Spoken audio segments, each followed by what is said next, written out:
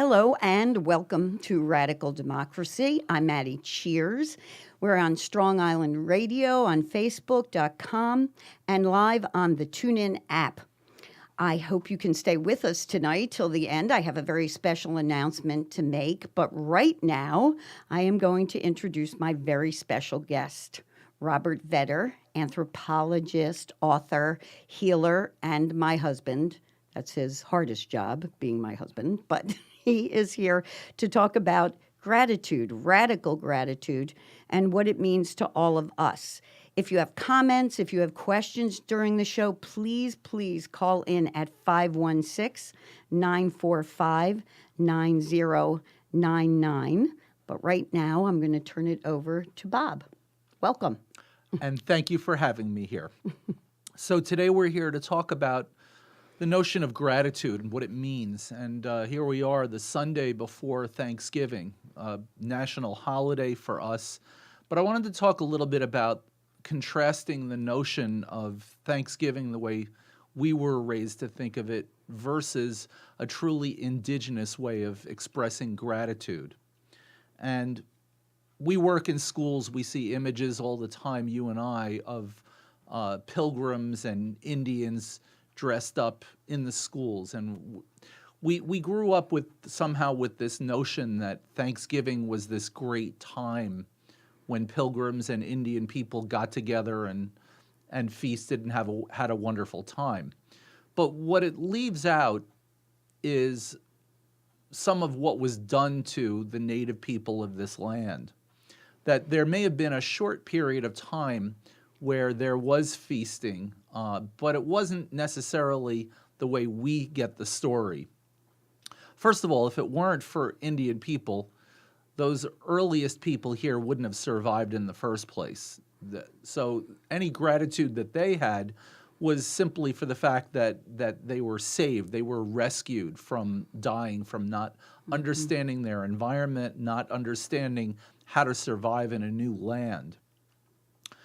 And there was the children and the grandchildren of that generation who turned around and instead of continuing this attitude of respect, started practices that were really harmful to Native people, the beginning of genocide. And in fact, as we know in history, one of the reasons for Thanksgiving being celebrated in the first place was it was a way of giving thanks because they had slaughtered so many Indians in wars that there was a European victory over Indians. So our whole notion of how this began is mistaken in the first place. But what really is curious to me, and what I really want to focus my attention on, is the difference in attitude about what giving thanks means. And to me, it's not so interesting that we celebrate Thanksgiving once a year. What's more curious to me is we have 364 days out of the year where we don't express thanks. So what does it say to have one day that's Thanksgiving Day? I mean, that's the crazy thing to me. And we can contrast that with ideas that you and I have both learned from Native people. And that is that every day is an opportunity to give thanks. And I guess nowhere is it more apparent than for the Haudenosaunee or Iroquois, or who everybody else knows as the Iroquois, who believe that we should start every day by giving thanks. Start every day by saying, thank you for this gift of life today. Thank you that I'm alive. And I also think one of the interesting things about the way the Haudenosaunee give thanks is that the first thank you goes to people, and that's not because they put us on top. We are on the bottom. We are, of everything in nature that they are about to thank, we are the only ones that forget.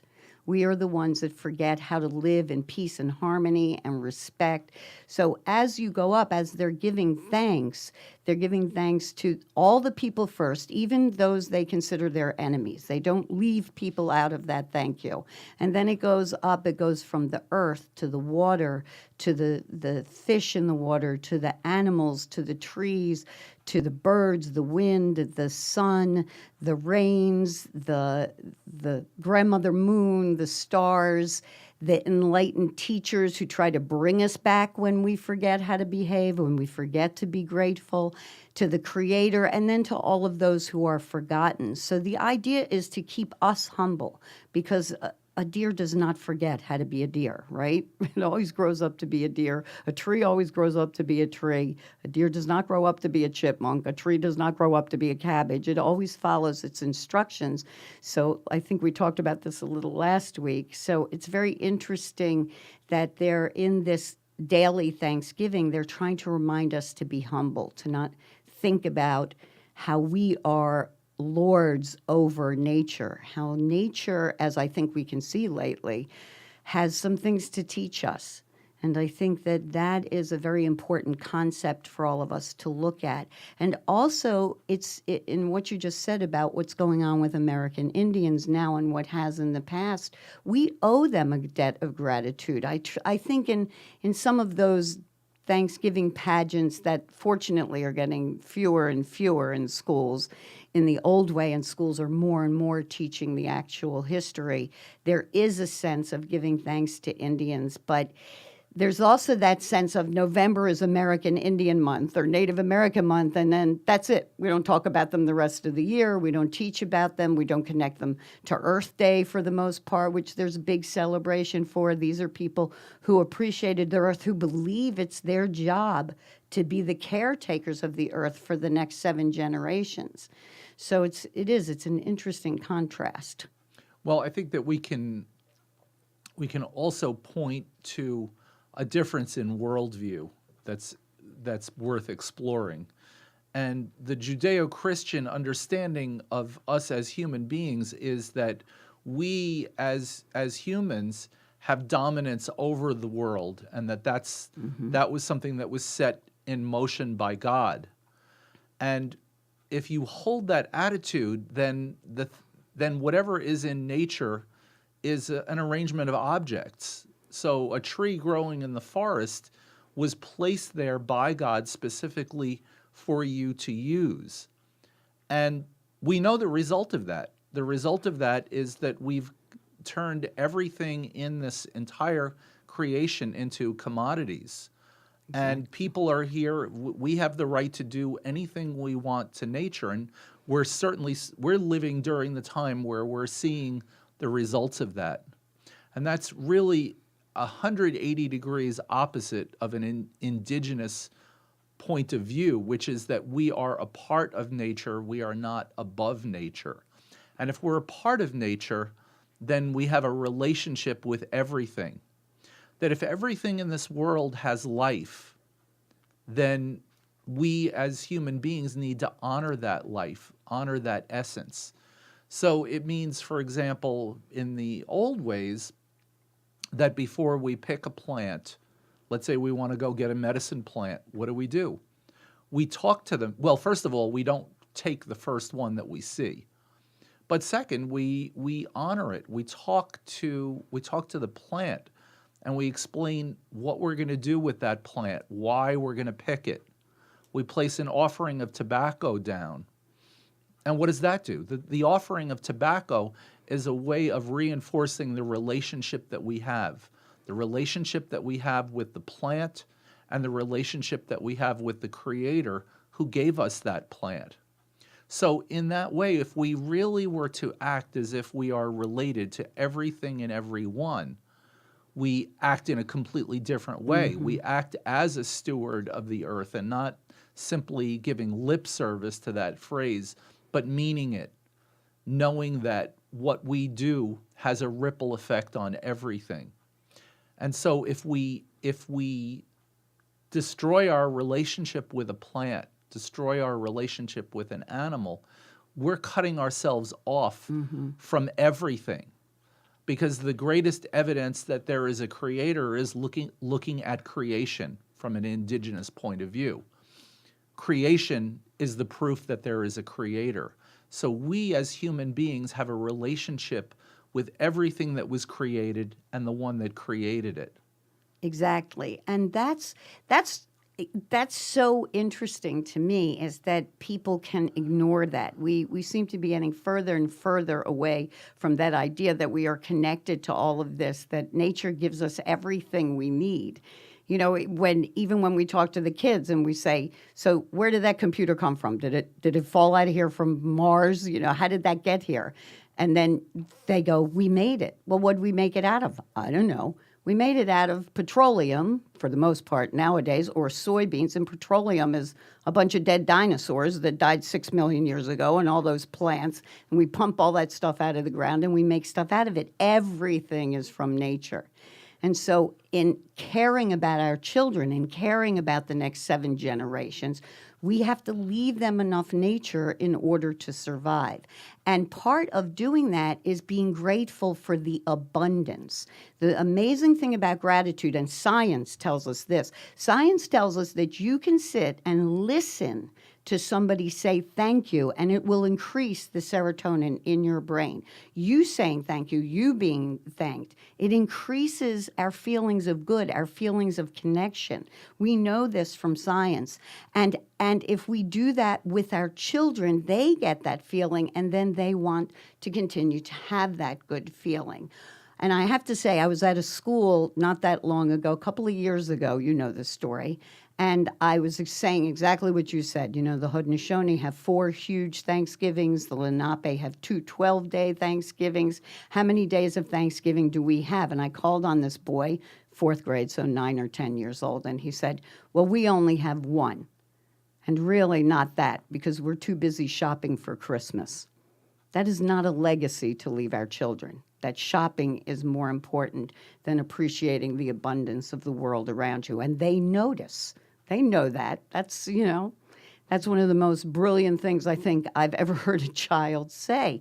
And it's also something we should be ashamed of. We as adults should be ashamed that that is what we're teaching our children.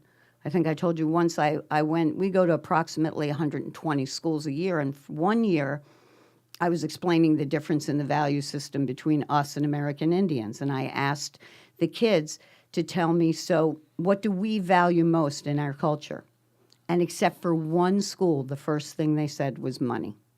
That is exactly what happened. School after school. There was one school I went to that was a private Episcopalian school, but they let everybody in. There were people there from all over, different backgrounds all over. So you had all kinds of people going there, all kinds of children. And that was the only school where the kids said, first they said family, and second they said money. So it still made the top 3. I can't offhand remember what the third one was, but that's if you always feel like you're lacking, you're always sad. We have that it's never enough policy. And my friend Melissa just sent me an email, thank you, Melissa, that I read, and one of the things she said she was grateful for is that we have enough. And the thing that I always find wonderful about the way Indigenous people look at the world is they're looking every day. I have enough. I have this. I have that. What we're facing now in the entire world is dealing with this idea that it's never enough. We're never good enough. This idea of lacking. So, Which, of course, reminds me of our John Stokes story, which I'll tell briefly. So we have a friend, John Stokes, who at one time was the bodyguard for a Mohawk spiritual leader who's also a dear friend of ours, Tom Porter. And Tom's life had been threatened at one point, which is another long story. But at any rate, John was one of several people who were bodyguards for Tom and his family. And one day, Tom leaned over and pretending formality, said to him, Mr. Stokes, would you like to know what the secret of life is? What the meaning of life is? And John explained it to me. When a spiritual superstar like Tom Porter asks you, do you want to know the meaning of life? Of course, you answer yes. And he said, Tom leaned over and he whispered in my ear, thank you. And the point is that thank you is enough for the Haudenosaunee. Thank you is enough. And they don't pray for what they want, interestingly enough. They only pray as a way of expressing thanks for what they already have. And it also kind of speaks to what I would describe as that you just mentioned in passing, which is scarcity consciousness. That Right. if you feel that you never have enough, you're always looking toward what you want, what you should have, what you would even be willing to take if necessary. So by looking inward, expressing gratitude is a way of turning your attention inward in finding out what you have now, what's good enough, or what's great right now, Yeah. as opposed to saying, boy, my life would be so much better if I had X, whatever X is, as Exactly. opposed to, I am so grateful for what I have right now in this moment. And also, another thing that I wanted to mention is that in happiness studies, in psychological studies of happy people, one of the most important attributes that was found in these studies was an attitude of being grateful for what a person already has. That psychologically, that attitude changes the way that we experience our world. So it's not that we're being grateful because we feel that it's what we should do, it's what we ought to do. It actually benefits us to be thankful. Exactly. Exactly. So I want to be thankful to Celia for listening right now, who says she totally agrees with everything, and that, of course, a sale should never be more important than your child. And she herself is doing work with children and parents and working on this idea that we have a lot to be grateful for. So thank you, Celia. And thank you for all your little hearts, too. And thank you for sharing. Joan, thank you for watching. Guys, if you're out there listening and watching, please share. Please share this program with your friends. And again, if you want to make comments, Celia, I know you have laryngitis. Thank you for reminding me. So I know you would call in. But again, it's 516-945-9099. And I really want to go on with that, the idea that you were just talking about, this idea of recognizing your abundance, recognizing that you will be happier if you look at what you have now in an appreciative way. There are all kinds of studies. Yesterday, I was talking with a young woman, and we were talking about how she's studying Chinese medicine, she studies masseuse, she studies a lot of herbalism on her own, and she was talking about how she's learning these things about connecting with the body, and how people's bodies are different when they're grateful. You know, how your body will relax. If you're tense, one of the best things you can do is just remind yourself of all the things you're grateful for. The fact that you're laying on her table getting a massage, that would be a wonderful thing to be grateful for. That would immediately relax you. So, and I think that it's these things that we have to sadly continuously remind ourselves of, because we are bombarded constantly with the negative. We are bombarded with it's not enough. And this is the time of year, it's always so weird to me that here we have our one little Thanksgiving day and we're being bombarded with buy this, buy that. Oh, and there's a guilt tripping that goes on. Oh, if your kids don't have this, what are their friends going to think? Well, we live in a consumer-driven society. Yes. And a consumer-driven society is obsessed with shopping and getting more and more. So we have Thursday, a day supposedly of giving thanks, followed by what? Black Friday, aptly named. Right. Aptly named because we go from being grateful to, oh my goodness, I'm willing to hit somebody who's ahead of me online Right. to get a bargain. I know. Unbelievable. I know.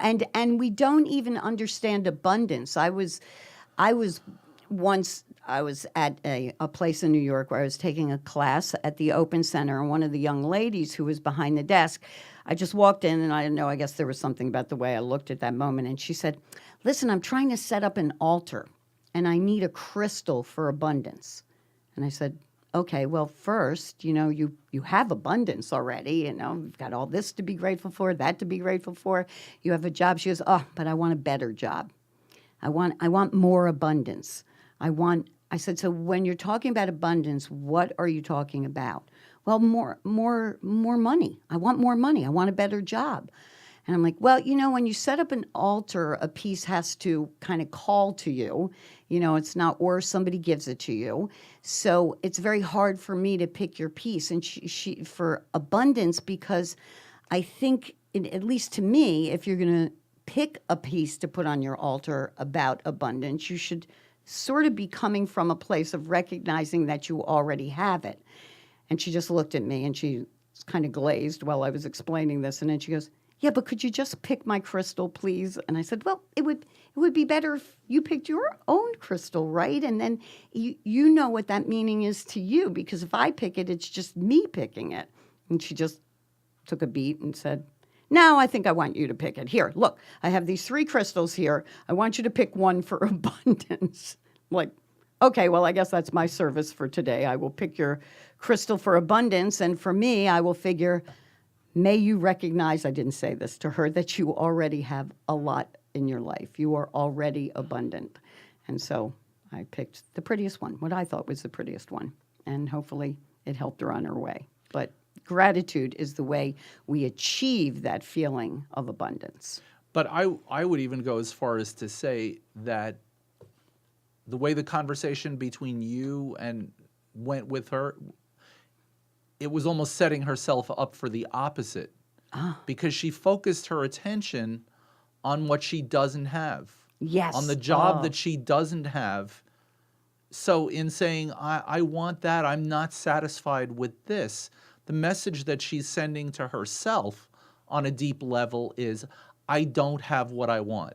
And the message she's sending to the universe. I mean, right. If you but I mean, really- whether you believe yeah, in the universe or not, responding or exactly. not, Yep. we certainly send messages to ourselves. Mm-hmm. And the symbols that she's manipulating are symbols of what she doesn't have, of a lack of. Exactly. And that, I think, is something that people, you really have to, Celia and Linda, thank you for listening, Linda, and just wrote in that's what it is that you have to focus on being mindful of what your messages to yourself are. And not everybody can afford to go to see a practitioner of some sort, but you can afford to wake up every morning and write down the things you're grateful for. And you can afford every night to do exactly the same thing. So, I mean, I would like to respond to, if I could, for just a moment about Sure. the abundance altar. And yesterday, we held a Temazcal ceremony, which is the Mesoamerican version of the sweat lodge. And we had an altar set up on the top of it on a shelf. And what did our altar have? Our altar had squash, and it had beans, and it had some other forms of produce, some things that just came out. So it was our harvest time. Right.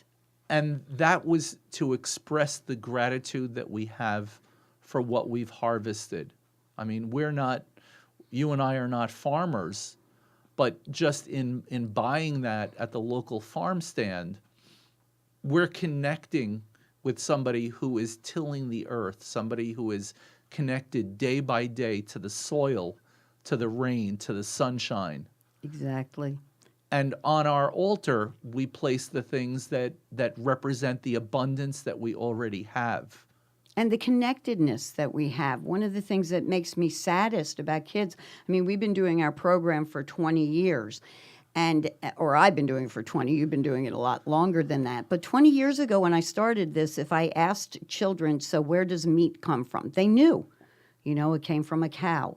Where's, like I always say to the kids, where's a chicken McNugget come from? Though nobody knows what part of the chicken a McNugget is, it does come from a chicken, a living creature. And kids would answer you that way. I would say over the last, what do you think, 10 years? Over the last 10 years, you ask a child, where does meat come from? And they'll tell you the supermarket. I remember when I was in second grade, half of our second grade was all about farming. It was all about appreciating our farmers, going to where the dairy was, going to see how things were raised, raising things. Everybody had a garden, and when you do the gardening yourself, even though I dreaded weeding more than anything in life when I was a kid, but at least if you're doing it, if you're down there in the dirt, you are remembering that this is where your food comes from. And now it seems like now is the time when we can get so much food in this country that we are throwing out enough every day to feed every starving person in this country, when we should be reconnecting with, it's actually not every starving person in this country, it's every starving person in the world for today. That's how much we're throwing out in food. But we should be reconnecting our children with where our food comes from, where our clothes come from, where your computer and your cell phone comes from. That this isn't somebody that they always talk about they, adults and children. They do this, they do that. They'll fix it. What would happen if we ran out of food? Oh, it's not a problem. They'll fix it. They who? If they waste the planet so we can't grow food here anymore, they cannot fix it. We have this planet. That's it. And this seems to be, I do think there are many, many people who are trying to raise that consciousness, who are trying to bring back that appreciation that we are connected to the earth. Certainly Native people are trying their hardest to do that every single day. And we have to join in. We have to admit to ourselves that these are lessons we need to learn from the past. One of the things that concerns me is that there seems to be this movement, especially among young people, that, well, only stuff in the future. That's important. Where are we going? Where are we going? Where are we going? I think there's also a consciousness of where did we come from? It's like what the Haudenosaunee say. We have to look to how we are treating the next 7 generations. Our decisions for the next 7 generations have to be based on the wisdom of the 7 before, and maybe way before that. This is a time when we need to look at a lot of the old ways. I remember reading about this indigenous group in Malaysia that they don't even have a word for thank you. They just are grateful. It's the whole be the change thing. They just are. They live in a state of gratitude. And they appreciate everything. And according to us, as a matter of fact, in the book that I read, it talked about how, the government was going in to tell them to buy this and buy that from them because they were poor. They didn't think they were poor. They had plenty. And they were still basically hunters and gatherers. So they didn't see any poverty in their world. Well, I wanted to share what to me was the most possibly profound moment of Thanksgiving where the word thanks wasn't even used. And that was when I stayed for several days with a woman who has come to be a dear friend, Cata Jimenez, who is a member of the Mixe people, an indigenous group in the mountains of Oaxaca, the state of Oaxaca in Mexico. And I went and stayed and spent several days with her and her family. And what struck me was the attitude of reverence that they had surrounding every item of food. And while I was there, literally everything that we consumed while we were there it was produced on their property. So when we drank coffee, it was beans that they grew. When we ate a tortilla, something as simple as a tortilla, she had the corn that they had grown in their garden. She ground the corn by hand, made the cornmeal, and made the tortilla. The beans, it was the same thing. Every single thing that we had came from their property.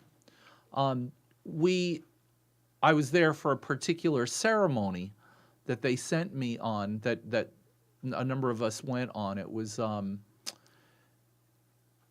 it was a way of asking for blessings by going up to the top of a particular mountain, and we made a sacrifice of a turkey.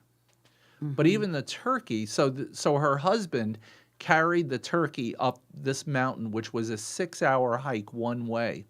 And when we got there, the turkey was sacrificed as part of this ceremony that took place at the top of the mountain. But even that turkey, as a sacrifice, had to be brought back down the mountain, another 5 hours going downhill to come back from there. And the turkey became the meal that everybody shared together. So every single thing came from nature, and her husband was the one out doing the farming. But literally, to take the things that the raw materials that would become the food, to turn that into the food that we would eat, was an entire day's job on the part of Kata. So it almost brought me to tears seeing everything that we needed was being given by the earth. And this was not something that she said. She never mentioned it. And that was what, to me, was so profound about it, was that I could just tell by the way that her physical motions took place, the grinding of each thing, the combining, the building the fire, the cooking, the spending all day to make the meals that we would eat. She was so devoted and dedicated to these things that came from the earth that there was no separation between her and her family members and the earth itself.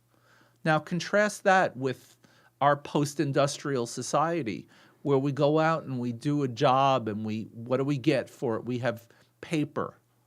We get pieces of paper as a result of our efforts. And we take those pieces of paper and we go into this big store where we can find things that somehow were connected to the earth, but they're wrapped in plastic and cardboard. And we take them home and we never really think about where it comes from. Why? Well, we didn't have to. It didn't come from the earth. It came from my labor, from what I did for a living. And we're disconnected every step of the way. So when I was at Kata's, one of the reasons that I was there was my studies in indigenous medicine called curanderismo. And Kata was sharing a particular technique that they do, a particular type of soul retrieval for somebody who is suffering from PTSD. And she wanted to use an egg for part of that. Now, in the way that I learned, which is much more of an urban style of curanderismo, if you bring a dozen eggs to do limpias or spiritual cleansings on a group of people, let's say you do 10 and you brought a dozen, you don't eat those other 2 eggs because those 2 eggs were dedicated for this process. And what do we do with it? Well, we throw it out. Right. Well, when Kata went through the motions with me, she didn't even want to break that egg open. She said, this is what we would have done, because she wanted to save and preserve that one egg. That egg had so much meaning to her, for her and her family, that it was revered as something sacred, as an article of food. And I just thought to myself, how different than life in a city is that? Yeah, and that's the thing. Food is sacred. Food heals us. There are people without food. To them, it's more than sacred. And why aren't we? Last show we talked all about education. We talked about how we have to get back to these things which make us human. Our education has to be based on these things which make us uniquely human, that machines won't be able to do. Because in 30 years, any job that a machine can do will be doing it. Anything that a robot can do, that will be done by a robot or a machine. It's the things we do as human beings that we need to look at. And looking at, instead of spending your money, having a garden, teaching so that instead of spending the money on the food that's shipped from thousands of miles away, you've got the garden in your neighborhood. And it's like some of these community gardens that got started. That kind of learning and that kind of teaching. I remember I did a private school in Maryland once, a very small, again, it was an Episcopalian school, as a matter of fact, though I can't remember the exact name. But we did a small school, and they had, this has got to be 10 years ago now, easily. And they had dedicated themselves to zero, as close to zero trash as they could have. So they set up a little farm, like a little mini farm. They raised goats, they raised chickens, they planted crops, they reused paper in the school, so you never, if you were going to have drawing, like let's say you had a paper where you'd answered some questions in math, but it was blank on the other side, you flipped it over and you did your drawing lesson for that day. And they got it. They were unbelievable. Same thing in the kitchens. The kids helped in the kitchens. But they were amazing. They had actually gotten it down to where each week this entire school of 400 kids and who knows how many staff, they had gotten it down to each week where they were giving away only a grocery bag full, throwing away only a grocery bag full of trash, and none of it was food. I have been in cafeterias in schools, mostly, sadly, public schools, but I have been in cafeterias in schools where the kids are given 1 hour for lunch. And what that means is that includes recess. Sometimes it's only 40 minutes, which is 20 minutes to eat, 20 minutes to go outside. Sitting at the door to the playground or wherever they're going is a big trash can. And the kids are told, so as you're leaving, just throw out your food. Throw out whatever's left. Throw it out. Don't take any food home. Don't do that. And this is a trash can filled with food. And then we're sitting there telling our children to be grateful, to not waste, to not... it's mind-boggling to me. It's hypocritical is exactly what it is. And it also, again, talks to that disconnection that we have between us as human beings and everything. We're disconnected from other people because other people need food. Yep. We're disconnected from the source of the food. So we're disconnected on every level. And that is what leads to the whole notion of wanting more, obsessively wanting more. Exactly. And this obsession has turned into depression. The opioid crisis, this dependence on drugs, the monumental increase in teenage and young people's suicide. If you are going to take your own life, you're doing it because you have zero appreciation for what is going on in your life. And this is across the board. People doing this across the board, across the world, are doing this for the same reason, because they are lacking in that feeling of appreciation, and even more, I think, to being appreciated. It's like when we tell the kids that one of the indigenous names for a teacher is a gifter of knowledge. That's really, it's a gifter of knowledge and survival, because it's within that appreciation of somebody who is sharing their knowledge with you. You are saying to them, thank you. You are reminding your children to thank them, and yet we have that disconnection that we have with each other is because I truly believe it's because we have the one day. It's the one day. It's that, like you said, that consumer mentality. And there are things that are wonderful about markets. There are things that can allow more people to have better things and survive better, get more food, shelter, and clothing. But it should never come at the expense of being human. It should never come at that cost.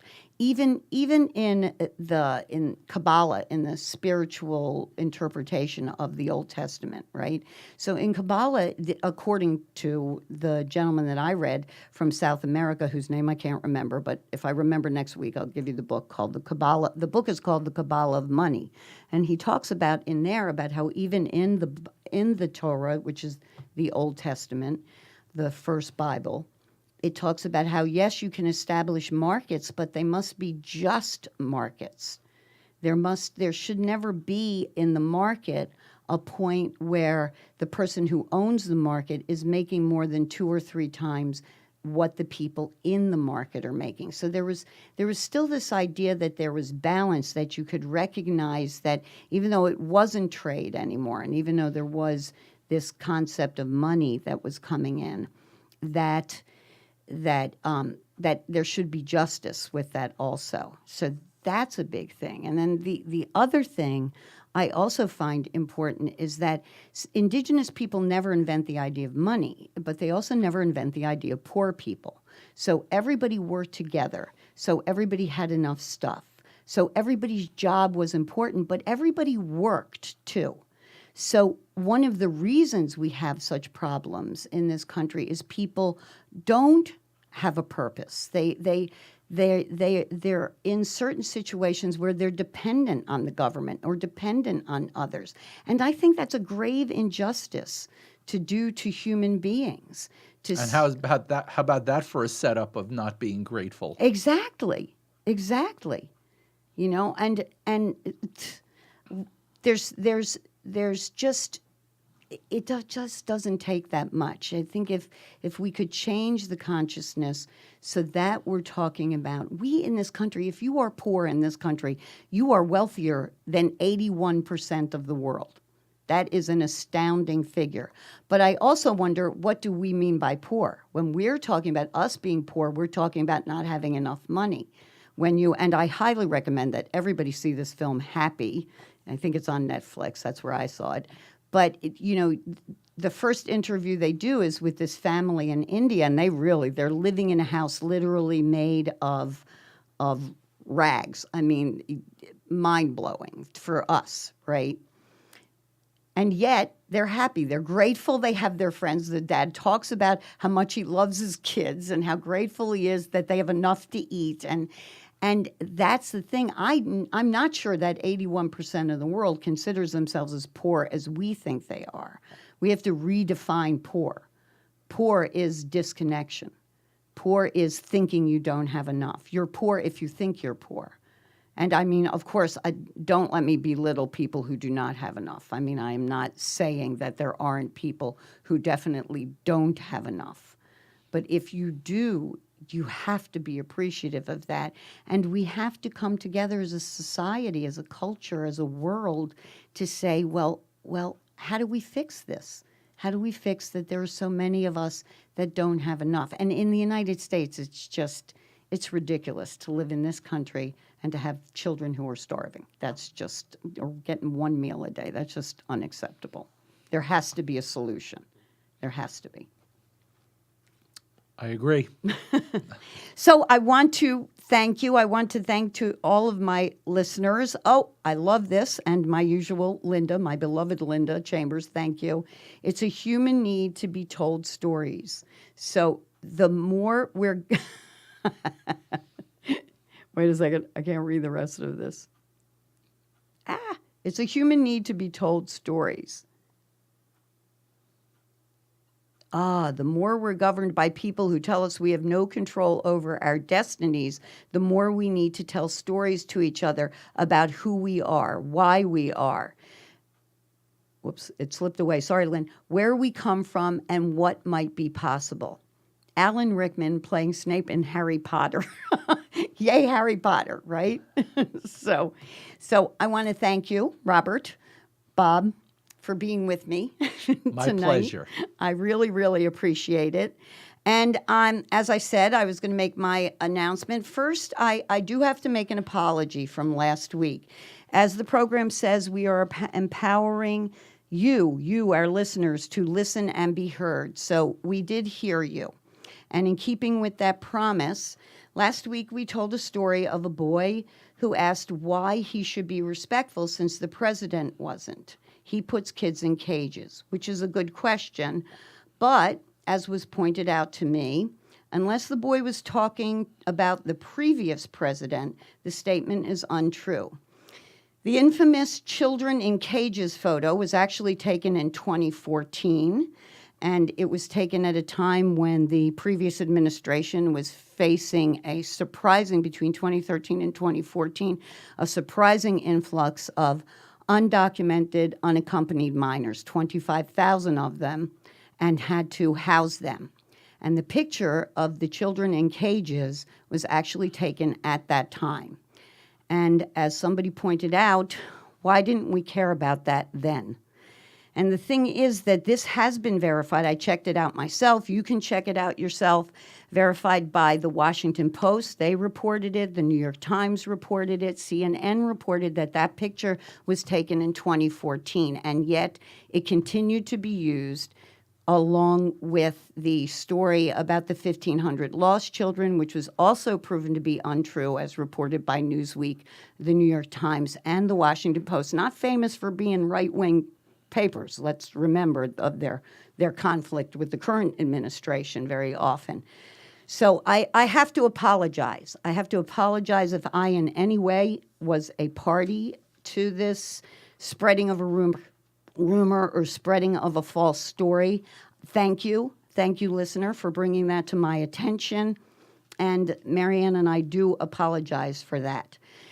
And I also want to say that this has given me a lot of thought. Ever since I heard about this, I have thought about this particular story and this whole idea about who are we electing? Who are we looking at? And are we doing everything we can to create the best America we can, and thus the best world that we can? Harry Truman once said as president that the buck stops here. It's a noble thought. And don't we all wish that all our presidents would stop playing the blame game every time something doesn't go their way? However, I have to say that I disagree with Mr. Truman. The buck does not stop with the president. It stops with us, we the people. If we truly want a fair and just democracy, then we cannot continue to elect people who deliberately deceive us in order to gain power. If they lie to you to get the power, what in the world makes you think they won't lie to you to keep it? We have to demand better from our leaders. We have to stop settling for the lesser of two evils. We are far more likely to get fair, just laws from people with integrity than we are from people who simply promise what they think we want to hear. And then maybe they deliver, or maybe they ask for another term so they can deliver because so-and-so didn't allow them to deliver what they promised us. We must demand a different standard for leadership. Just telling our children that character counts is not enough. We have to show them that we as adults expect the same from ourselves and our elected officials as we expect from them. No more of this do as I say, not as I do. If we really care about the next 7 generations, then we must do as we say and expect nothing less from our leaders. So to that end, and with the encouragement of many, many of my friends and family and women in my circle, I have decided to run for Congress in 2020. I'm going to run as I speak as an independent. I will be running from the 1st District of New York, where I live. And in running as an independent, I am also going to stick to my guns that the most important thing we have to do to fix this democracy is campaign finance reform. So I am going to run without asking for a single monetary donation. I already have a volunteer to be my campaign manager, a volunteer to help me with speech writing, a lot of volunteers to help me get the word out about this candidacy. And join me in this great democratic experiment, and let's see what can happen. What can we do if we put blood in the game, as they used to say? If we actually commit to, you're going to have to get out there and do something. Not money. Money's easy. We've talked about that enough today. You know, you can donate all you want. And the obscene amount of money that's been donated in the last three presidential elections, this last election, obscene the amount of money that was wasted. And so that's the way my campaign is going to run. It's going to run on people power. It's going to run on friendship. And it's going to run on a very, very simple platform of campaign finance reform, congressional term limits, and hopefully better public education for all of our children for the next 7 generations. So thank you. Thank you so much for listening. I hope you join us again. I hope you all have a wonderful Thanksgiving starting the moment that you stop listening to us. And I hope that for you, Thanksgiving extends to every day like it does for us. Thank you again, Robert Vetter, for being here. Thank you, Bobby Lacera, for having me here and helping me. And just thank you all.